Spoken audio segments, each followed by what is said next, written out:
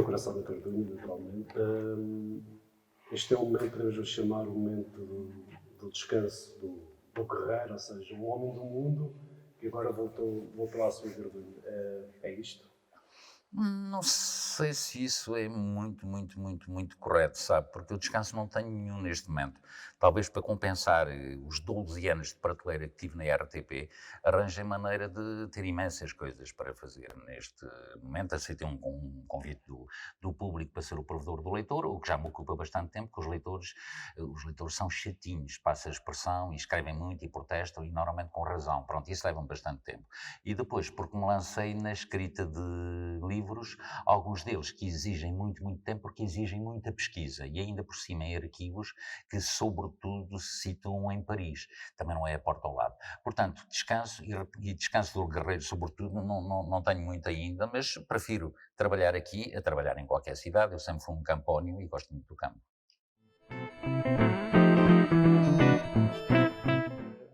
Acho que o público está a tornar cada vez mais exigente em relação ao jornalismo que se faz, ou é uma percepção errada?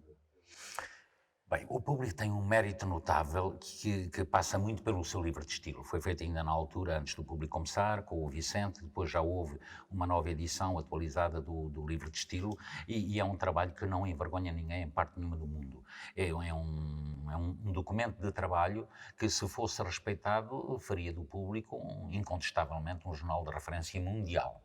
Agora, o que acontece é que entre o que está escrito e depois a prática no cotidiano, acaba sempre por haver uma grande diferença, que eu entendo. Eu trabalhei em jornais diários, fiz programas diários de rádio e de televisão, e sei que muitas vezes nós não temos tempo. Um jornalista é só um jornalista, não é mais do que isso. Não temos tempo, e é o sufoco, e vai em frente, e muitas vezes vai em frente e vai mal. Vai contra um muro, esbarramos e falhamos.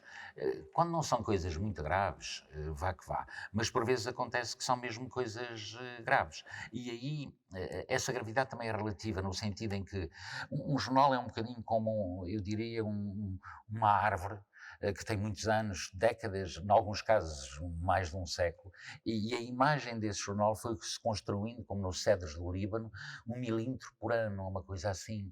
Portanto, é um produto sólido, mas extremamente delicado.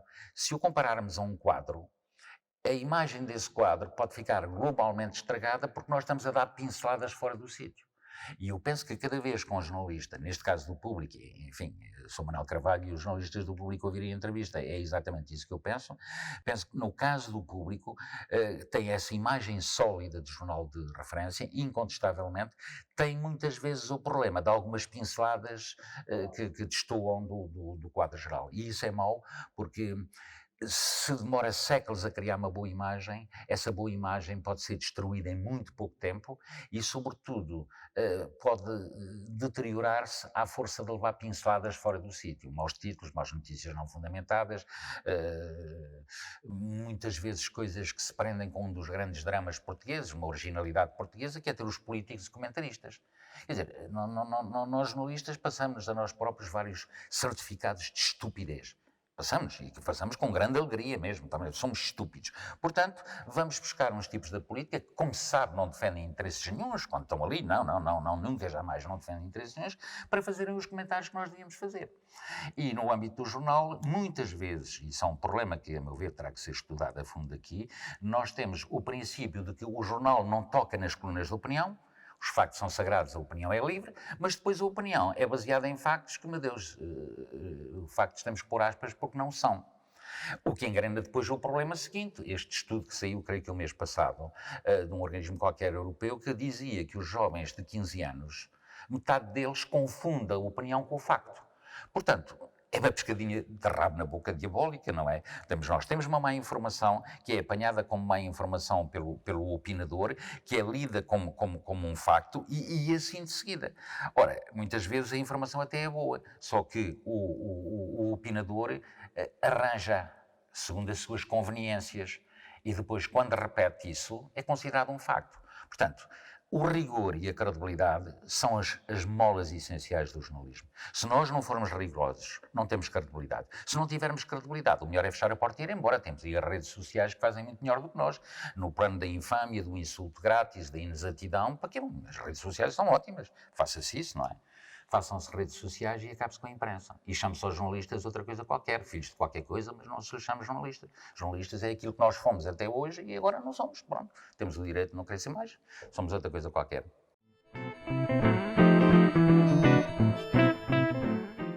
E entre os mergulhos na cena e o jornalismo, ou seja, como é que o jornalismo se atravessou, para atravessar a sua? Não, o jornalismo atravessou-se, olha, em parte por culpa do Jornal do Fundão também, atravessou-se, era eu muito pequenito, muito pequenito. Eu escrevi para os jornais, creio que a partir do... O avô era jornalista? O meu avô era político e jornalista, ele foi diretor de um diário, a Revolução, em Lisboa, e eu desde muito pequenito, muito pequenito, sempre sonhei ser jornalista. Ficava fascinado quando o via escrever, ele era uma pessoa muito distraída, tinha sempre umas canetas de tinta permanente no bolso, depois aquilo abria-se e depois ficava uma grande nódoa de tinta no bolso do casaco, mas ele puxava de um papel em qualquer lado e escrevia, tinha uma facilidade extraordinária para escrever e eu ficava fascinado com aquilo. E então comecei a escrever para as secções, talvez se lembre ainda, era o Juvenil. O Juvenil começou, creio que no Diário de Lisboa, com o Mário Castrim, depois na República, e depois veio para a imprensa beirã. Havia o Juvenil no Jornal de Fundão, no Jornal de Castelo Branco, que era a Reconquista, se bem me lembro, e eu um dia resolvi escrever um texto para o Juvenil da Reconquista. E qual não é o meu espanto quando o texto é publicado? Eu fiquei orgulhosíssimo, está a ver, o miúdo no segundo, terceiro ano do liceu, 12 anos, com um texto publicado no jornal, nessa noite nem dormi. E depois continuei a escrever umas coisas para lá, que os jornais, eu não sei se não tenho escrito também para o Juvenil do Jornal de Fundão, já não me lembro, já há muitos anos. Continuei a escrever para lá e um dia, lembro-me de ter pedido a esse meu tio Chico, ao meu tio Chico, que me concedesse uma entrevista para o Juvenil. E ele disse-me, olha, eu concedo-te a entrevista, mas não te aconselho, porque para já ela não passará. E vais ter um primeiro contacto com a censura. Ou então o que eu te digo não tem interesse nenhum. Nos dois casos a entrevista estará falhada. Porquê é que tu não entrevistas alguém da aldeia? E eu num primeiro tempo achei que entrevistar alguém da aldeia aquilo não ia ter interesse nenhum. Mas pronto, como era suposto ele saber mais de jornalismo do que eu, fui entrevistar o filho de um quinteiro, Alfredo, que ainda hoje é vivo. Fui entrevistar o Alfredo e perguntei-lhe algumas coisas. Então, Alfredo, qual é o principal acontecimento do ano? A vitória do Benfica. O que é que há de mais importante, não sei o quê? O Benfica. E o acontecimento do século? O Benfica. E aquela coisa que eu achei completamente estapafúrdia, acabei por mandá-la. Foi publicada ou no Jornal de Fundão ou na Reconquista e depois, com a devida vénia, como se dizia na altura, creio que no Diário de Lisboa, no Juvenil do Diário de Lisboa. Então imagino que é para um miúdo que já não tem 12, mas tem 13 anos, com uma coisa publicada num Jornal de Lisboa. Pronto, fiquei com o bichinho e nunca mais o bichinho me largou. Eu também gosto que ele não me largue.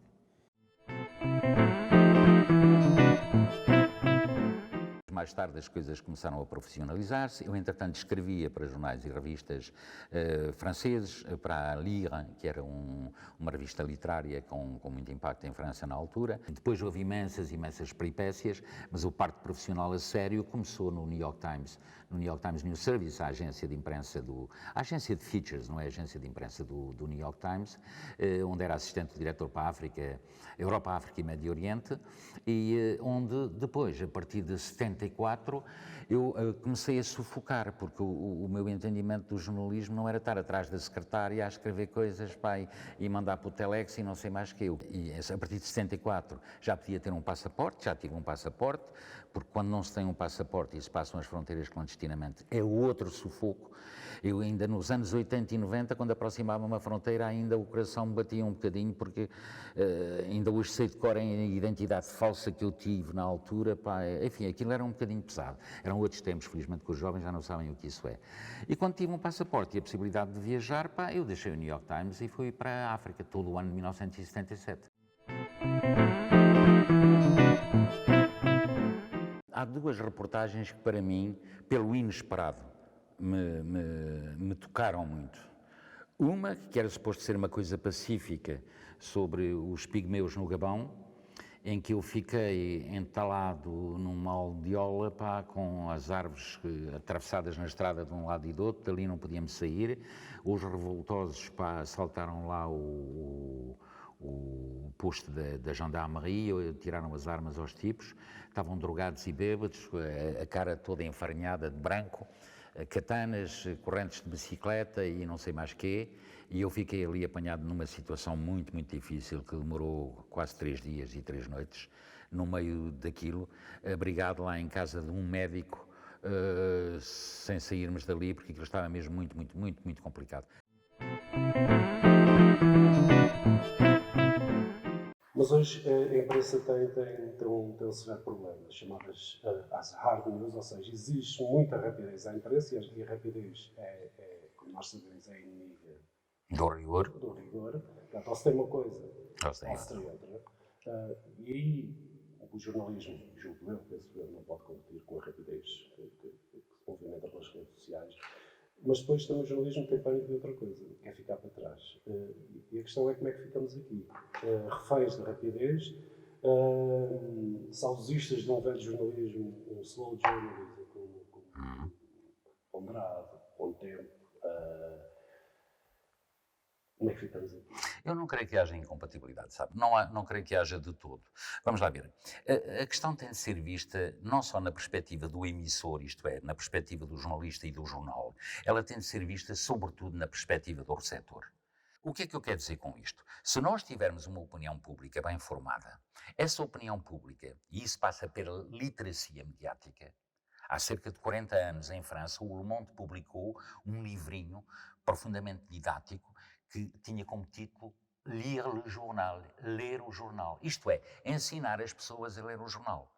Se as pessoas hoje em dia, se houvesse, isso passava evidentemente por um plano governamental, mas para passar por um plano governamental é preciso que os nossos governantes entendessem que a boa informação é indispensável para formar uma boa opinião pública, é um bem público. Portanto, nós temos que investir. A União Europeia tem desde 2015 preocupações com a possibilidade de haver interferência através das redes sociais nos processos eleitorais.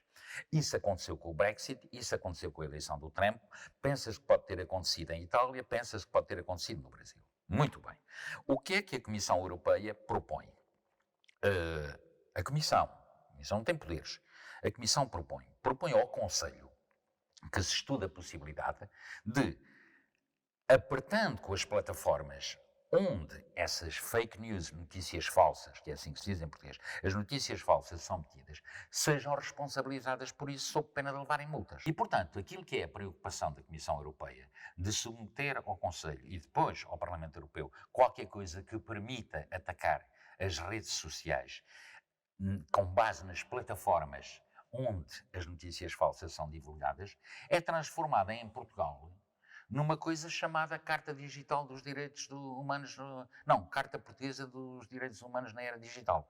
Um nome impronunciável, uma coisa assim desse estilo, não é? Epá, então e não é que aquilo passa em discussão no Parlamento, foi muito pouco discutido, é uma proposta do PS e do PAN. Passa no Parlamento, os jornalistas que lá estavam não deram por nada, ninguém deu que estava a discutir ali aquilo. Houve alguma notícia sobre isso? Nada. E no dia 17 de Abril, aquela coisa, depois de ser aprovada sem votos contra no Parlamento, depois do Marcelo ter promulgado aquilo, sem ter pensado 2 segundos, acho eu. Há 2 segundos pensou, o fenómeno da parolice, já lá vamos. Aquilo é publicado no Diário da República, dia 17. Deste sábado a 8 dias, tudo o que qualquer um de nós escrever é passível de levar um selo de qualidade ou um selo de falta de qualidade. A lei entra em vigor. Mas que é isto?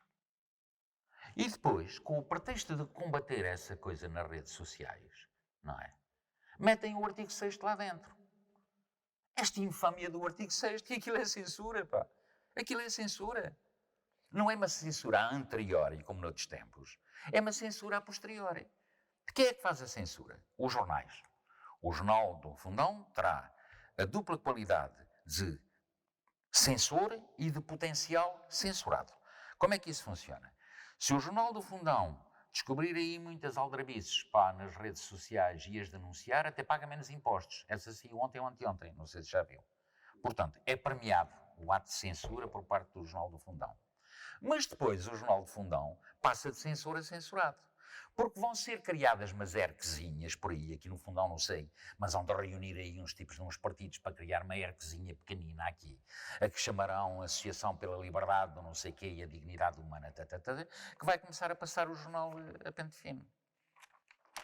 E em função do que tiver escrito aqui, epá, falta de qualidade. Leva ao selo de falta de qualidade. Passou de censura a censurado. E esta é a lei que nos querem fazer engolir. Assim. E nós aceitamos isso como se nada fosse. Como se nada fosse.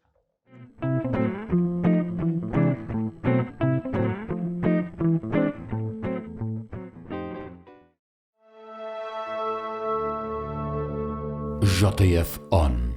Ligados ao interior.